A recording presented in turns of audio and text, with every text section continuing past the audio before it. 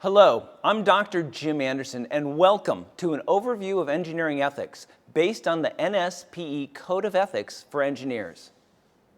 You know, wait a minute. Ethics is never an interesting topic, and any sort of presentation that had that title wouldn't attract my attention. If I had to go to it, I'd go to it, but I'd probably spend my time doing something else. So that's not going to work for us. What we probably need to do is come up with a new presentation. Instead of talking about ethics, let's spend our time talking about something much more interesting. You. Let's rename this presentation. Let's call it How You Can Avoid Going to Jail. Because you know, if you don't know how to make good ethical decisions, that's exactly where you could end up. As engineers, we do an excellent job when we're faced with black and white decisions. We know how to apply all the information that we've gathered to make good decisions that produces designs that work well.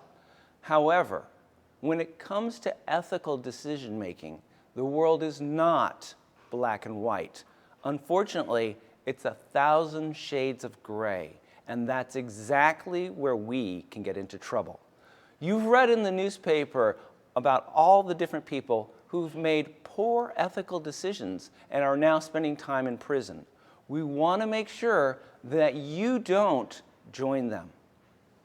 So if we're going to have a discussion about ethics, where should we start our discussion? Well, you know, we think that we know what ethics actually means, but do we really?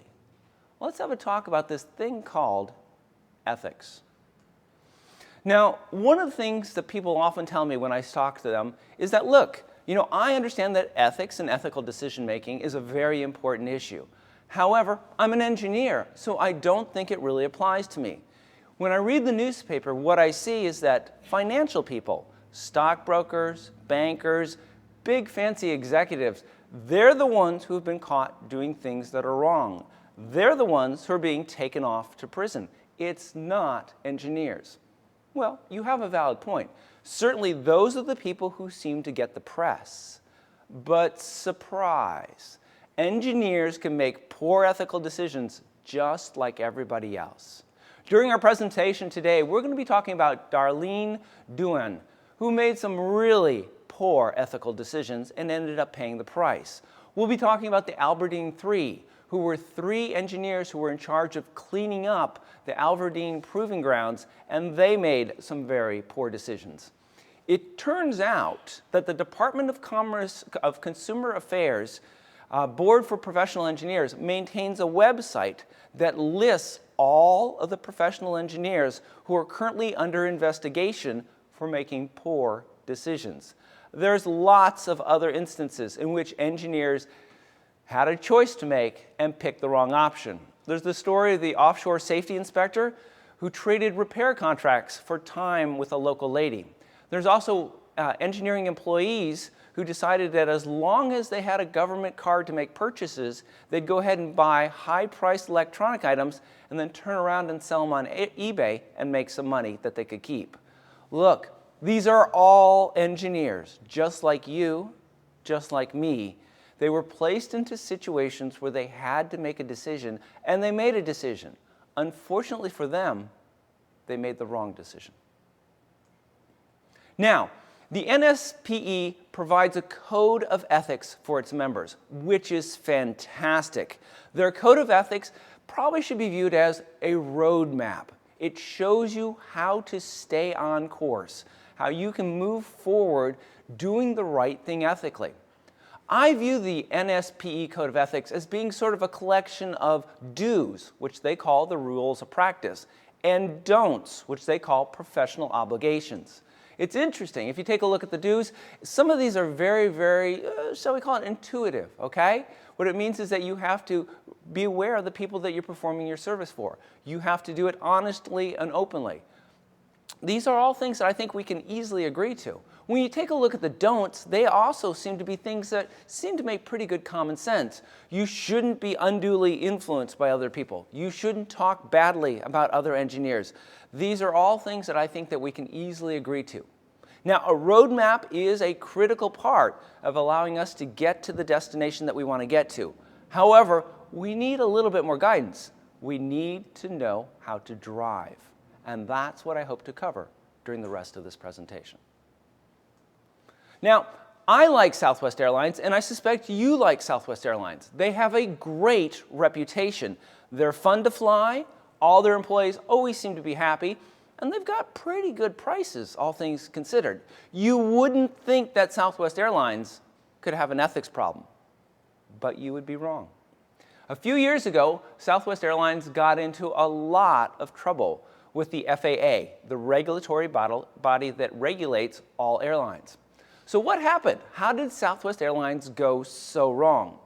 Well, here's the way it works. Every airplane has to be inspected. We know that. It turns out that there's a deeper level of inspection. After a certain number of flight hours, airplanes have to be taken out of service and have to be given a very thorough inspection to ensure that everything's still working. Not a problem with that either. The problem is that while the airline is out of service, it won't be making any money for the airplane company. Southwest had a relationship with an FAA inspector who eventually ended up leaving the FAA. He then went to work for Southwest Airlines. No problems with that. That's perfectly permitted. However, he retained all of his friends and his contacts in the FAA. What happened next was that Southwest Airlines was in the middle of their busy season where all their planes were being constantly used. A number of their planes came up as being eligible for that deep level inspection. Their brand new Southwest employee, who previously had worked for the FAA, went over to the FAA people that he used to work with and whispered in their ear that it wasn't really necessary to take those planes out of service right now. They could keep flying for a little while longer until they hit their low season and weren't needed as much. The FAA staff agreed with them. Why not? He used to be their coworker.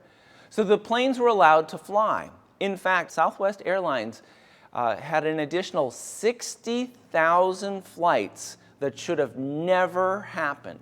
When the FAA found out what had gone on, they fined Southwest Airlines $1.5 million, and they changed FAA policies. So now if you work for the FAA and you leave the FAA, for the next 2 years, you cannot interact in any way with an airplane company. So there was options, there was decisions, and there was mistakes made here. We like Southwest Airlines. It's a wonderful company. It does a great job. But even Southwest can make mistakes. If they can make mistakes, what hope is there for the rest of us? So what is ethics? Well, it's a good question.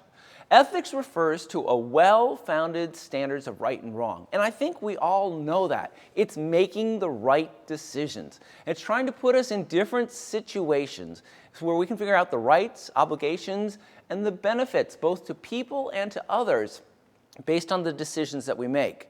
Something that a lot of us probably don't realize is that actually ethics refers to something else also. It refers to the study and development of one's ethical standards. And the reason that this is important is we need to understand that ethics isn't something that's fixed. We don't just have a set of ethical decision-making skills and that's the end of the story. Rather, our sense of ethics and our ability to make good ethical decisions is something that is constantly evolving. What happens is as we go through life, we have a different set of experiences. We learn new things, we see different things, and these impact us and they change us. And what that means is that it's going to be constantly evolving, constantly changing how we make ethical decisions. So we should never view our sense of ethics as being something fixed. Rather, we should view it as something, hopefully, that is constantly getting better and better. So what does ethics mean to you? Hopefully, you understand ethical decision-making is all about deciding to do something. You know, a lot of us have a lot of troubles with that. You know, we're good at collecting data, we're good at analyzing data, but when it comes to actually making a decision, that's where we struggle just a little bit.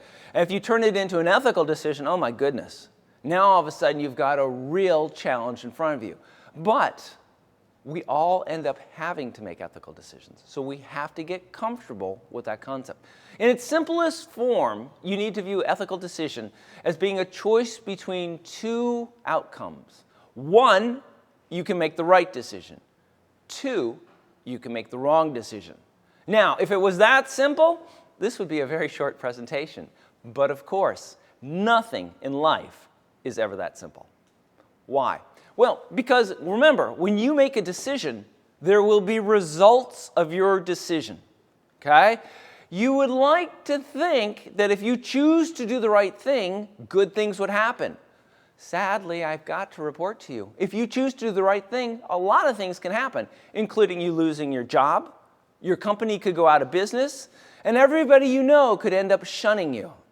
Now, interestingly enough, if you choose to do the wrong thing, there's a good chance you could get a lot of money, you could be promoted, and of course, you could go to jail. Maybe. Well, that doesn't seem right.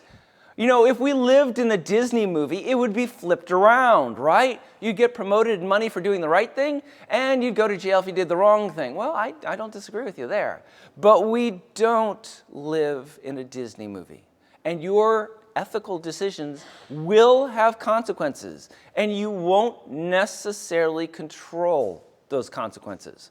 You do need to live with the results of your decision, but you don't necessarily control what those results are. And this is an awareness that you need to always have. Now, I can hear already a lot of you are saying, look, I don't need any training in this. I already know how to make good ethical decisions. Look, I knew two things. First off, you're not supposed to shoot people.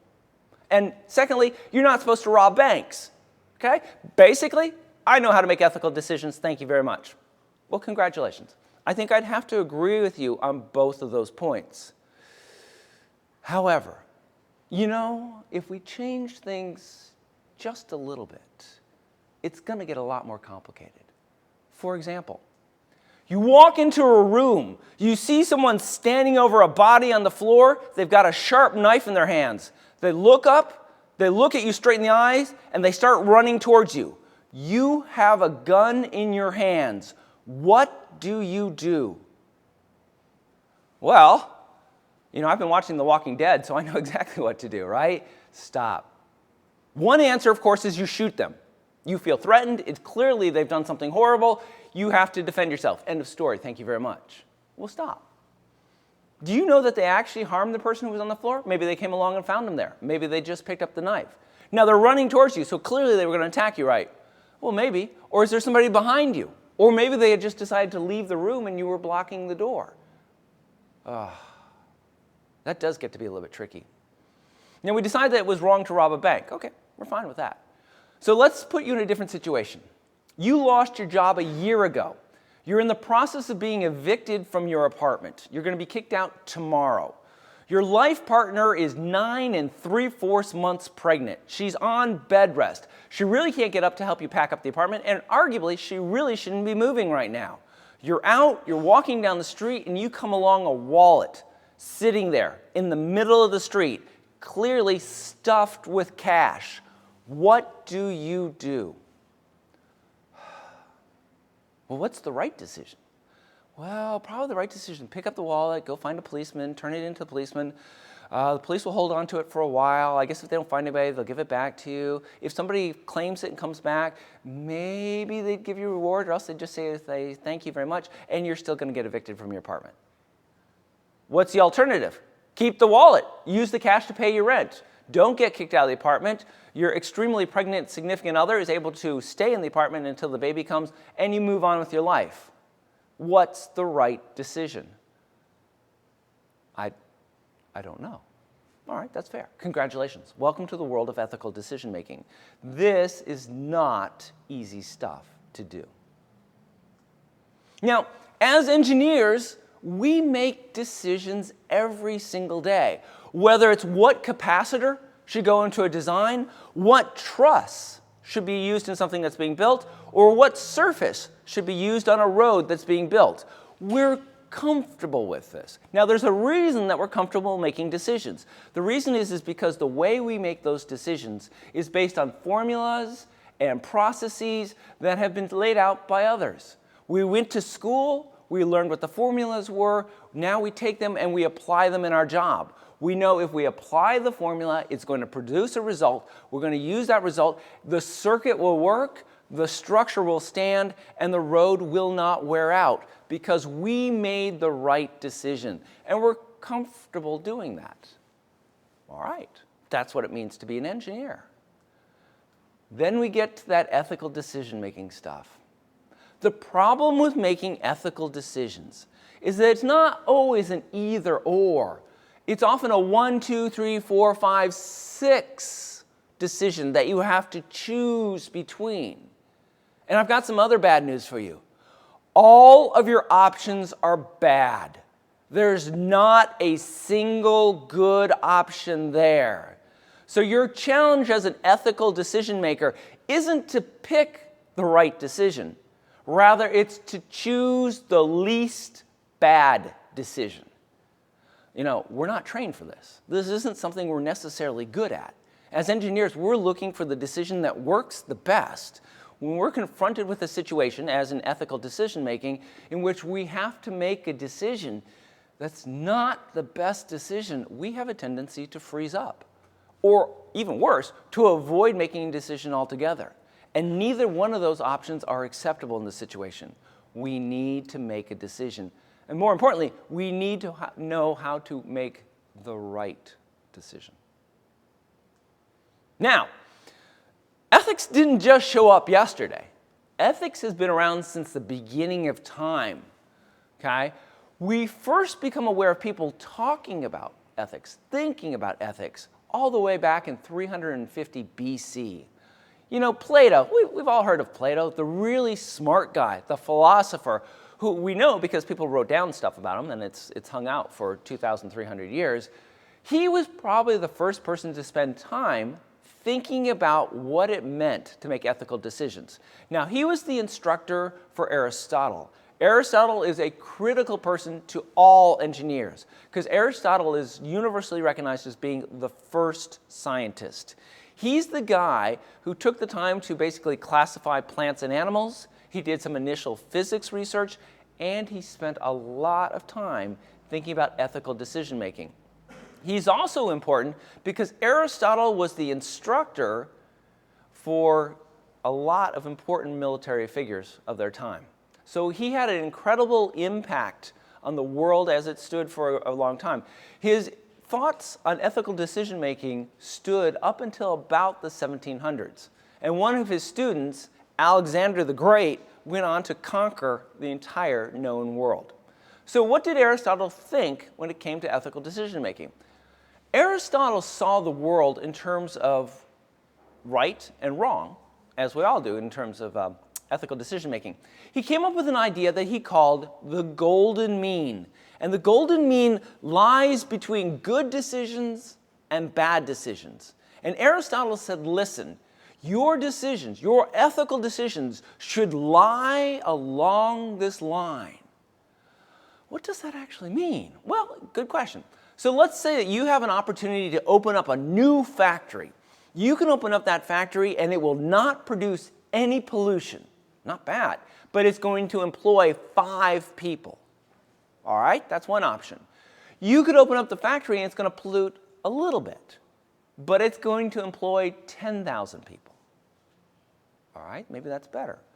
Or you could open up a factory that's a heavy polluter, but you're going to employ 50,000 people. Which option do you choose? Well, you know, I'm all for not polluting, so that's a powerful option. But that's only going to employ 5 people. If I can come up with jobs for 10,000 people, that seems like that'd be better. But of course, look, if I'm so crazy about providing jobs for people, then I may as well go with the really bad decision because I'm going to employ 50,000 people, even though I'm polluting a lot. What Aristotle said is, listen, you're going to have to come up with a compromise someplace. And you want it to fit somewhere in between the best decision and the worst decision. Make it align with the golden mean. Now, Aristotle also said that virtues are wonderful. What are virtues? Honesty, for example, is a virtue.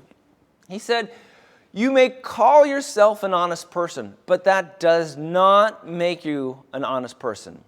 Instead, you need to understand virtues are things that have to be exercised. You have to go around practicing being honest. If you do this enough, it will become permanent. It will become part of you. But basically, if you don't exercise it, then it won't become a trait. Now, this means it's all about habits. How you behave has a great deal to do with the type of ethical decisions that you're going to end up making. Okay? So what kind of behavior do you have? Honesty, charity, politeness? Fantastic. As a society, we consider those to all be really good things.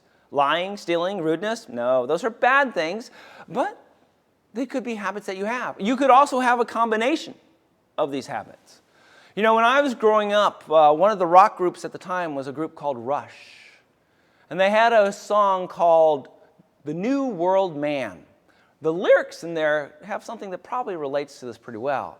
It says, "You're old enough to know what's right, but young enough not to choose it." And ultimately, when it comes down to habits, that's probably the case. We know we shouldn't lie, steal, and be rude. It doesn't mean that we don't do it, though. So, from an engineering point of view, ethics boils down to answering two questions. First off, what is the right thing to do? We certainly can't choose it if we don't know what it is. But once we've identified what the right thing to do is, we now have to answer the question, why should I do that? Every decision that we have, every decision that we make comes with its own set of consequences. And are you going to be willing to put up with the consequences from choosing to do the right thing? That's a critical factor. Now, do we learn to be ethical, or is it part of who we are? Excellent question, and it's actually the exact type of question that scientists love to look into. So they've taken a look at who else? Babies. And the question they've asked is, are babies ethical? Well, you know, that's interesting. They haven't had any life experiences, so if they are, it's got to be a bit ingrained. They've discovered some very interesting things. They did some interesting experiments with 1-year-olds. They showed them a puppet show. During the puppet shows, one of the puppets took a ball and ran off with it. What they discovered is that the babies didn't want to have anything to do with that character after the show was over. Interesting. Now, the scientists weren't satisfied with that, so they went on, and they did some experiments with 5-month-old babies. Okay? What they showed the babies is people interacting positively, helping each other. And then they showed people not interacting well and shunning or not interacting with each other. What they found is that the babies were drawn to the people who interacted well, and they were repelled by the people who did not interact well. So it looks like ethics or ethical decision-making is a core part of who we are. We can't get away from that. Doesn't mean that we're always going to make good ethical decisions, but it does mean that we understand what it means to make a good decision. So, ethics is a big, sticky, messy thing. And whenever you have a big, sticky, messy thing, you know that not everybody is going to view this as being exactly the same thing. So, surprise, guess what? The really smart people who spend time thinking about ethics have come up with 3 completely different ways to view ethics. One of these is called metaethics, and it aims to define the meaning in terms that we use. So it says, what do we mean when we say something's good? What do we mean when we say something is bad? Let's understand what people are trying to communicate when they say that.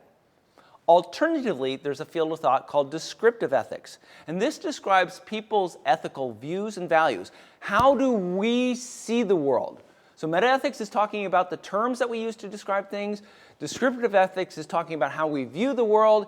And we're not satisfied with just having 2 ways to look at things, so we add one more called normative ethics. And it says, listen, forget how things are, forget how we view the world. Instead, how should we be living our lives in order to be ethical? Oh, great. So you've got 3 to choose from. Pick which one appeals to you the most. Okay, metaethics. Let's start with this. So metaethics is not about you, and it's not about me. Rather, it's all about good and bad, and trying to understand what makes something inherently good. Likewise, what makes something inherently bad.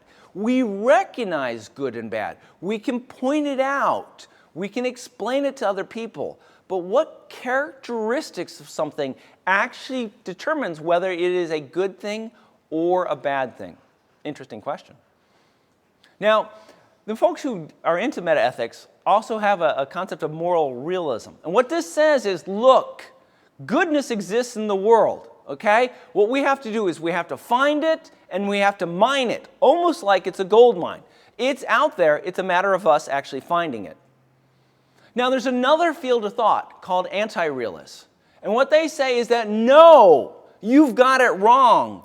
Good and bad is not out there in the world. Rather, good and bad lives inside of us. And if you want to tap into good and bad, you have to look inside yourself to find it. So the anti-realists believe basically the opposite of the moral realists. Moral realists believe that good and bad's out in the world. It's up to us to find it. Anti-realists believe that it's inside of us. And if we want to find it, all we have to do is look inside ourselves, and we can find the true meaning of both good and bad. Great. These are just the people you'd like to invite to a cocktail party. Now, that's not all. Remember, there's another view of thought. It's called descriptive ethics. Now, the folks who believe in descriptive ethics believe that different groups of people are going to view good and bad differently. And so they spend a great deal of time studying these different groups of people. They think that people can approach different levels of ethical decision making. You know, as children, we start out as one way. As we grow older, our view of ethics and ethical decision changes. And of course, as we reach a later stage in life, we'll have yet another view of how to make ethical decisions. And depending on which group of people we belong to, we will evolve differently. People are different is the gist there. The final group that we're dealing with here is called the normative ethics folks. They feel that you can subscribe to ethical behavior. Okay? They feel that in order to be an ethical person, there's a series of things that you actually need to do. All right? That makes sense. Okay? But the question, and really probably the $64,000 question for all of us is, what's that list? If you could give me that list, I'd be taken care of. I don't think the list actually exists. But the normative ethics people are searching for it, right? And if they can find the list, or if they could at least find a few of the things that are on that list, then that's something that we could all subscribe to. Great. So where does this leave us? Well, I think we can agree that ethics is not cut and dried. Ethics, I can't give you a sheet of paper that says, listen, follow the things on this piece of paper, and I guarantee that you will always make good ethical decisions. Can't do that. It doesn't exist. You know, we've been looking at ethics and what ethics means for over 2,000 years. We still haven't solved this problem yet, right? As engineers, we desperately want to have a formula. We want to have a methodology. We want to have a way to do experiments and come up with something that gives us a tangible result that we can apply in all the situations that we find ourselves in going forward. And I've got some really bad news for you. In terms of ethics and ethical decision making, it doesn't seem to exist. We've been thinking about it for a long time, and it's just not there. Does that mean that we need to throw our hands up? Say, look, this is obviously something that can't be solved? No, absolutely not. Look, so people have been thinking about this for a long time. The philosophers have come up with a lot of different ways to think about ethics, to look at ethics, to talk and describe ethics. Okay? And based on all of the work that they've done, frameworks have been created. So really, we've got a big question before us now. The frameworks that have been created based on all of the philosophical thinking through the ages. Can we use any of those frameworks? Can we apply them to our lives and say, look, now I've got a framework, I can make good ethical decisions as long as I stay within that framework? It's an excellent question, and that's what we're going to be talking about next.